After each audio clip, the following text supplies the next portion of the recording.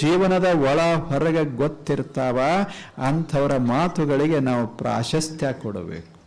ಅವರ ಮಾತುಗಳನ್ನು ಸುಮ್ಮನೆ ಇಟ್ಟುಕೊಂಡು ಜೀವನದಾಗ ಹೋದರೆ ಆರಾಮ ಇರ್ತೇವೆ. ಅವರ ಮಾತು ಯಾವುದು? ಸತ್ಯಾನ್ನ ಪ್ರಮದಿತವ್ಯಂ, ಧರ್ಮಾನ್ನ ಪ್ರಮದಿತವ್ಯಂ, ಸತ್ಯಾನ್ನ ಪ್ರಮದಿತವ್ಯಂ. ಗೌರವಿಸು. ಯಾವುದು ಸತ್ಯ ಅದ ಅದನ್ನು ಗೌರವಿಸು. ಅದೇ ದೇವರು ಗೌರವಿಸು ಒಂದಿಷ್ಟು.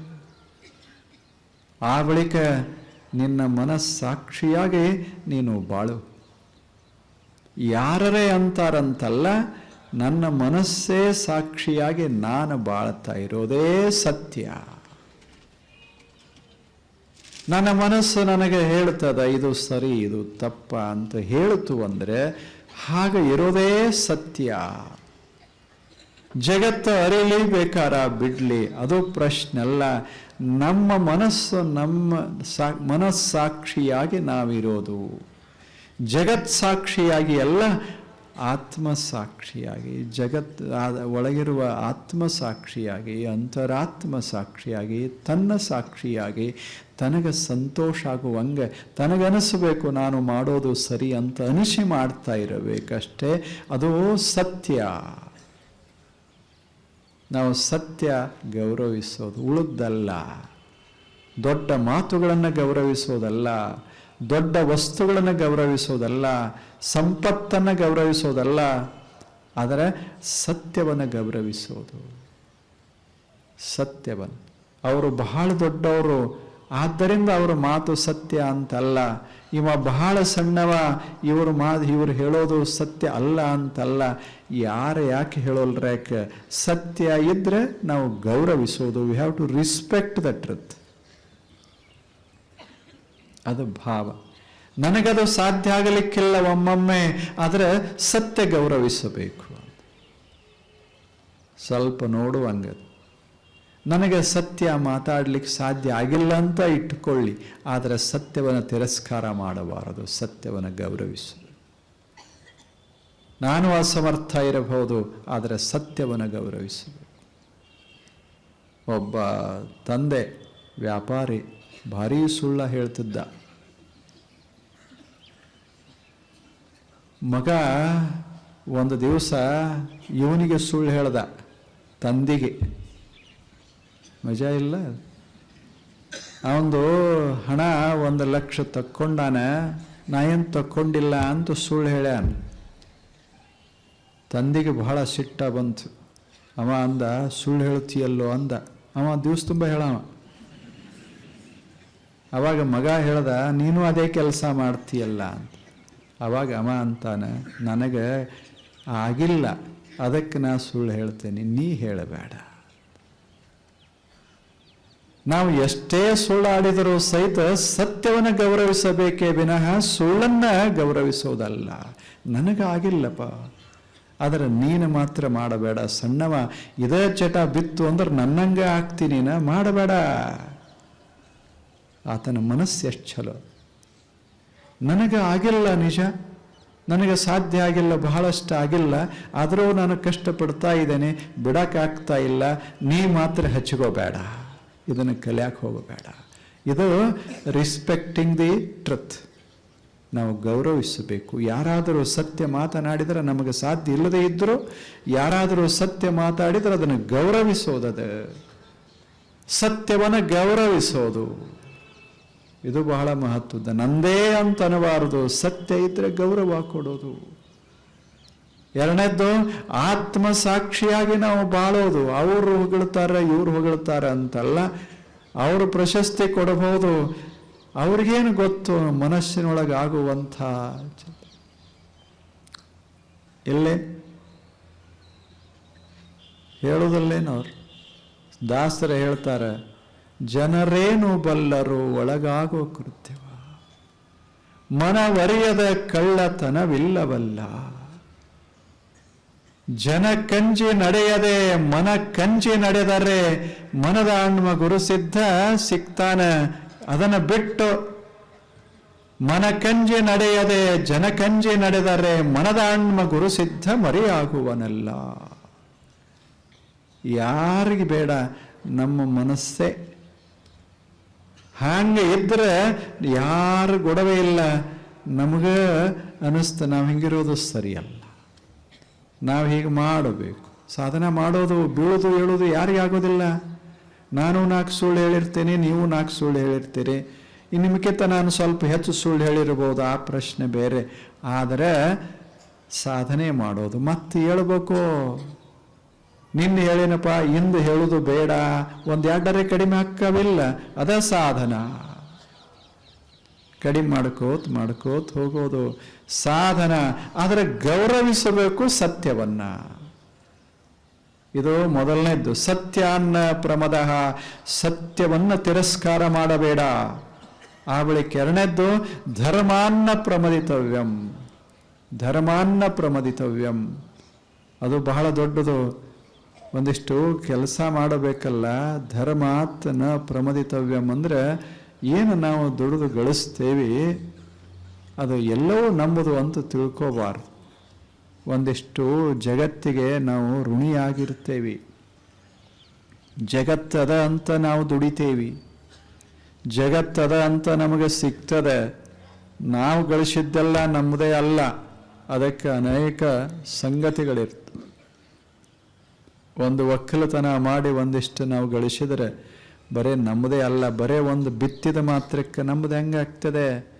ಗಾಳಿ ಕೆಲಸ ಮಾಡ್ಯದೆ, ಬೆಳಕ ಕೆಲಸ ಮಾಡ್ಯದೆ, ಭೂಮಿ ಕೆಲಸ ಮಾಡ್ಯದೆ, ನೀರು ಕೆಲಸ ಮಾಡ್ಯದೆ, ಹುಳಗಳ ಕೆಲಸ ಮಾಡ್ಯಾವ ಹುಳಗಳು. ಆ ಬಳಿಕ ಪತಂಗಗಳ ಕೆಲಸ ಮಾಡ್ಯಾವ, ಹೂಗಳನ್ನೆಲ್ಲ ಸಿಂಪಡಿಸ್ತಾ ಹೋಗ್ಯಾವ.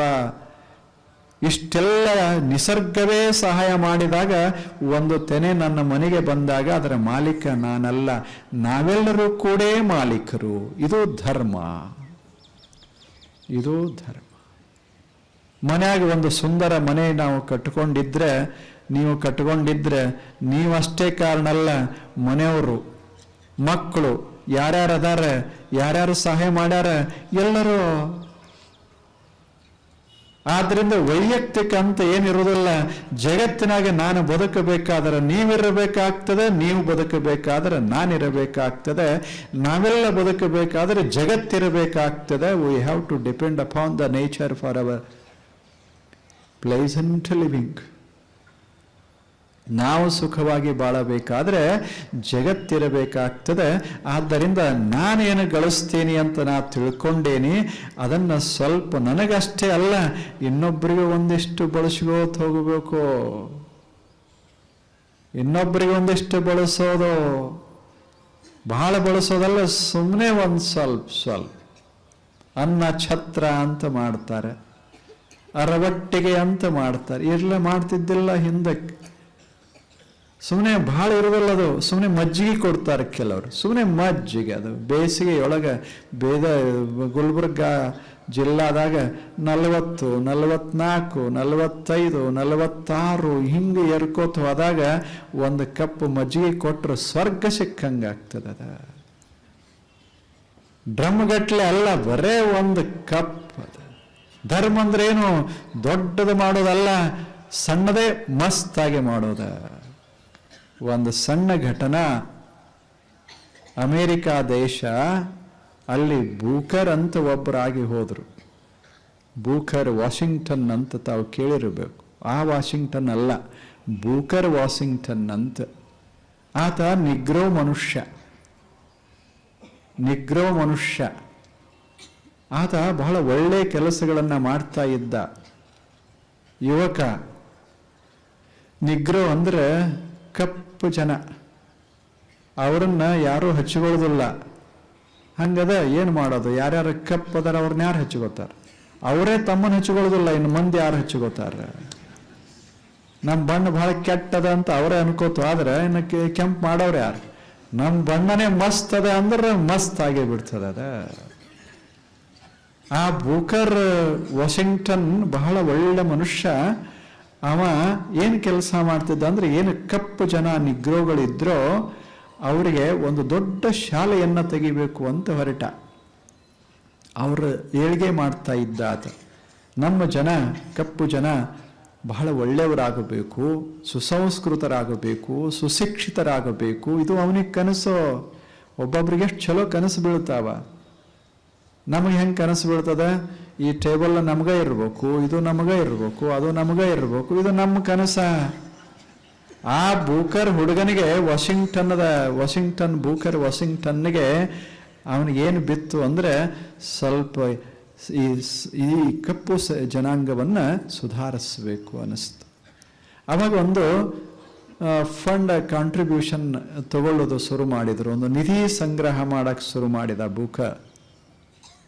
ಎದಕ್ಕಂದ್ರೆ ಅದೊಂದು ಸುಂದರ ಒಂದು ಶಾಲೆ ಕಟ್ಟಿ ಈ ಕಪ್ಪು ಮಕ್ಕಳನ್ನ ಅಲ್ಲಿಟ್ಟು ಅವರಿಗೆ ಒಳ್ಳೆ ಶಿಕ್ಷಣ ಕೊಡಬೇಕು, ಅವ್ರನ್ನ ಬುದ್ಧಿವಂತ ಮಾಡಬೇಕು, ಅದರಿಂದ ಅವ್ರ ಜೀವನ ಬದಲಾಗ್ತದೆ ಅಂತ ವಿಚಾರ ಮಾಡಿ ಅದನ್ನೆಲ್ಲ ಶುರು ಮಾಡಿದ. ಬಹಳ ಸೇವಾ ಮಾಡ್ತಾ ಇದ್ದ. ಅವನ ಜೀವನವೇ ಅದಕ್ಕೆ ಮೀಸಲಾಗಿತ್ತು. ಹೀಗೆ ಕಾಂಟ್ರಿಬ್ಯೂಷನ್ ತಗೋತಾ ನಿಧಿ ಕೂಡಿಸ್ತಾ ಎಲ್ಲರೂ ಜನ ಕೊಡ್ತಿದ್ರು. ಕಪ್ಪು ಜನ ಎಲ್ಲ ಕೊಡ್ತಿದ್ರು, ಸ್ವಲ್ಪ. ಅವರು ಶ್ರೀಮಂತರು ಇರಲಿಲ್ಲ, ಸ್ವಲ್ಪ ಕೊಡ್ತಿದ್ರು, ಸಾಕಷ್ಟು ಕೊಡ್ತಿದ್ರು. ಅವಾಗ ಒಬ್ಬ ಮಹಿಳೆ ಬಂದ್ಲು ಒಂದು ದಿವಸ. ನಿಗ್ರೋ ಮುದಿಕೆ. ಆಕೆ ಬಡಿಗೆ ಹಿಡ್ಕೊಂಡು ಬಾಗಿದ್ಲು. ಬಡಿಗೆ ಹಿಡ್ಕೊಂಡು ಸಾವಕಾಶ ಬಂದ್ಲು. ಅವನಿಗೆ ಭೇಟಿಯಾಗಿ ಹೇಳಿದ್ಲು, ನೋಡು, ನಾನು ನಿನ್ನ ಹೆಸರು ಬಹಳ ಕೇಳೀನಿ ಅಂದ್ಲು. ಆಕೆ ಹೆಂಗೆ ಹೇಳೋ ರೀತಿ ಹೆಂಗದ. ನಿನ್ನ ಹೆಸರು ಬಹಳ ಕೇಳೀನಿ, ಏನೋ ಬಹಳ ಚಲೋ ಕೆಲಸ ಮಾಡ್ತೀಯಂತಲ್ಲ ನೀನು ಅಂದ್ಲು. ಅವಾಗ ಬೂಕರ್ ಹೇಳ್ದ, ಹೌದು ಅಜ್ಜಿ, ನಾನು ಒಂದು ಕೆಲಸ ಮಾಡ್ತಾ ಇದ್ದೇನೆ, ಎಲ್ಲರೂ ಚಲೋ ಆಗಬೇಕಲ್ಲ, ಆ ಕೆಲಸ ಮಾಡ್ತೇನೆ. ಅದಕ್ಕೆ ಎಲ್ಲರಿಗೆ ಶಿಕ್ಷಣ ದೊರೀಬೇಕು, ನಮ್ಮ ಹುಡುಗರಿಗೆ. ಅದಕ್ಕೊಂದು ದೊಡ್ಡ ಶಾಲೆ ತೆಗೆದು ಅಲ್ಲಿ ಶಿಕ್ಷಣ ಕೊಡಿಸ್ಬೇಕು ಅಂತ ಇಚ್ಛೆ ಅದ. ಅದಕ್ಕೊಂದಿಷ್ಟು ಹಣ ಕೊಡಿಸ್ತಾ ಇದ್ದೀನಿ ಅಂದ. ಯಾರು? ಬೂಕರ್. ಅವಾಗ ಮುದುಕೆ ಹೇಳಿದ್ಲು, ಅದಕ್ಕೆ ಬಂದೇನಿ ನಾನು ಅಂದ್ಲು. ಅವ ನಿನಗೇನು ಶಾಲೆಗೆ ತಗೋಬೇಕೇನು ಅಂದ. ಅಲ್ಲ, ನೀ ಏನು ಮಾಡ್ತೀಯಲ್ಲ ಅದಕ್ಕೆ ಸಹಾಯ ಮಾಡಕ್ಕೆ ಬಂದೀನಿ ಅಂದ್ಲು. ಬಟ್ಟೆ ಹರಿದತ್ತೋ. ಬಹಳ ಮೆತ್ತಗಾದ ಮುದುಕೆ, ಅತ್ಯಂತ ಬಡವಿ, ಯಾರೂ ಇರಲಿಲ್ಲ ರಕ್ಷಣಾ ಮಾಡಕ್ಕೆ. ಇಂಥ ಮುದುಕಿ. ಆಕೆ ಹೇಳಿದ್ಲು, ನನ್ನ ಏನ್ರ ಕೊಡಬೇಕಂತ ತಂದೇನಿ, ತಗೋತೀಯೇನು ಅಂದ್ಲು. ಏನು ನೀನು ಬಡವೇರಿ ಯಾಕೆ ಕೊಡ್ತೀಯ ಅಂತ ಆತ. ಯಾಕೆ ಅಂದ್ಲು. ಅವ್ರದೇ ತಗೋತೀಯೇನು ಅಂದ್ಲು. ಹೆಂಗಾಕಿಗೆ ಹೇಳೋ, ಏನದ ಕೊಡು ಅಂದ. ಎಲ್ಲ ಬಟ್ಟೆ ಬಿಚ್ಚಿ ಅದಕ್ಕೆ ಬಟ್ಟೆ ಎಲ್ಲ ಅದನ್ನೆಲ್ಲ ಕಟ್ಟಿ ತಂದಿದ್ಲು. ಅದನ್ನೆಲ್ಲ ಬಟ್ಟೆ ಬಿಚ್ಚಿ ಒಳಗೆ 10 ಪೈಸಾ ಇತ್ತು. ಆಕೆ ಹೇಳಿದ್ಲು, ನಾನು ದಿವಸ ಒಂದು ನನ್ನ ಇದ್ರಾಗ ಒಂದು ಕಾಯಿಪಲ್ಯ ಮಾಡ್ಕೊಂಡೇನಿ. ಒಂದು ಸಣ್ಣದಿಟ್ಟ ಜಾಗ ಅದ, ಅದ್ರಾಗ ಕಾಯಿಪಲ್ಯ ಮಾಡ್ಕೊಂಡೇನಿ. ಅದನ್ನು ಮಾರಾಟ ಮಾಡ್ತೇನೆ. ಅದು ದಿವಸಕ್ಕೆ 2 ಊಟಕ್ಕೆ ಎಷ್ಟಾಕತ್ತೆ ಅಷ್ಟಾಕೈತಿ. ಒಂದು ಊಟ ಬಿಟ್ಟೇನಿ. 10 ದಿವಸ ಒಂದು ಊಟ ಬಿಟ್ಟೇನಿ. ಆ ಒಂದು ಊಟದ್ದು 10 ಪೈಸಾ ಆಗ್ಯಾವ. ಅದನ್ನು ತಗೋ ಅಂದ್ಲು. ಅವ 10 ಪೈಸಾ ತಗೊಂಡು ಕಣ್ಣಲ್ಲಿ ನೀರ ಬಂತ ಅವನಿಗೆ. ಅವಾಗ ಮುದುಕಿಗೆ ಹೇಳ್ದ, ಇನ್ನು ನನ್ನ ಕೆಲಸ ತಡೆಯೋದಿಲ್ಲ, ಆಯಿತು ಅಂತ ತಿಳ್ಕೊ ಅಂದ. ಈ 10 ಪೈಸಾ ಇದೇ ಈ ಮಹಾ ಕಾರ್ಯಕ್ಕೆ ಇದು ಮೂಲ ಕಾರಣ, ಫೌಂಡೇಶನ್. ಇದನ್ನ ಆಧಾರವಾಗಿಟ್ಟುಕೊಂಡು ಹೋಗ್ತೇನೆ ಅಂತ ಹೇಳಿದ. ಆ ಮುದುಕಿ ಎಷ್ಟು ಸಂತೋಷ ಆಗಿತ್ತು. ಮಾಡು, ಚಲೋ ಕೆಲಸ ಮಾಡು. 10 ಪೈಸಾ ಕೊಟ್ಟೇನಿ. 10 ಪೈಸಾ ಅಂದ್ರೆ 10 ಊಟ ಬಿಟ್ಟೇನಿ. ಮಕ್ಕಳ ಸಲುವಾಗಿ, ಜ್ಞಾನದ ಸಲುವಾಗಿ, ಜನಾಂಗದ ಸಲುವಾಗಿ, ದೇಶದ ಸಲುವಾಗಿ 10 ಪೈಸಾ. ಆ ಮುದುಕಿಗೆ ಎಷ್ಟು ಸಂತೋಷ ಆಗಿತ್ತು. ಅವಾಗ ಅವ ಅಂದ, ಊಟ ಯಾಕೆ ಬಿಟ್ಟಿ ಅಂದ. ಊಟ ಬಿಡ್ಲಾರ್ದೆ ಇಂಥ ಕೆಲಸ ಹಾಕ್ಯಾವೇನು ಅಂದ್ಲು. ಅದು ಹೆಂಗದೆ, ನಾವು ಕೆಲಸ ಮುಗಿಸಿ ಊಟ ಮಾಡ್ತೇವೆ. ಕೆಲಸ ಮುಗಿಸೋದಂದ್ರೇನು? ಅದನ್ನು ಮುಗಿಸೇ ಬಿಟ್ಟು ಊಟ ಮಾಡ್ತೇವೆ. ಆಕೆ ಊಟ ಬಿಟ್ಟು ಕೆಲಸ ಮಾಡಿದ್ಲು. ಎಷ್ಟು ವ್ಯತ್ಯಾಸ! ಇದಕ್ಕೆ ಧರ್ಮ ಧರ್ಮ ಅಂತ ಕರೀತಾರೆ. ಧರ್ಮ ಅಂದ್ರೆ ಏನು? ಸುಮ್ಮನೆ ಹಿಂಗೆ ಈ ಮನೋಭಾವ ಇದ ಧರ್ಮ. ಸುಮ್ಮನೆ ಒಂದಿಷ್ಟು ಇಂಥ ಮನೋಭಾವ ಮುದುಕಿಯೊಳಗೆ ಏನಿತ್ತಲ್ಲ ಆ ಮನೋಭಾವ. ಮುಂದೆ ಬುಕ ದೊಡ್ಡ ಶಾಲೆ ಮಾಡ್ತಾನೆ, ಸಾವಿರಾರು ವಿದ್ಯಾರ್ಥಿಗಳು ಕಲಿತಾ ಇರ್ತಾರೆ. 10 ಪೈಸಾ ಮಹಾದ್ವಾರದ ಮೇಲೆ, ಆ ಶಾಲೆಯ ಮಹಾದ್ವಾರದ ಮೇಲೆ 10 ಪೈಸಾ ಹಾಕ್ಯಾನ. ಅದು ಅಲ್ಲದ, ಅದು ಎಷ್ಟದ್ದು, ಅದು ಧರ್ಮ.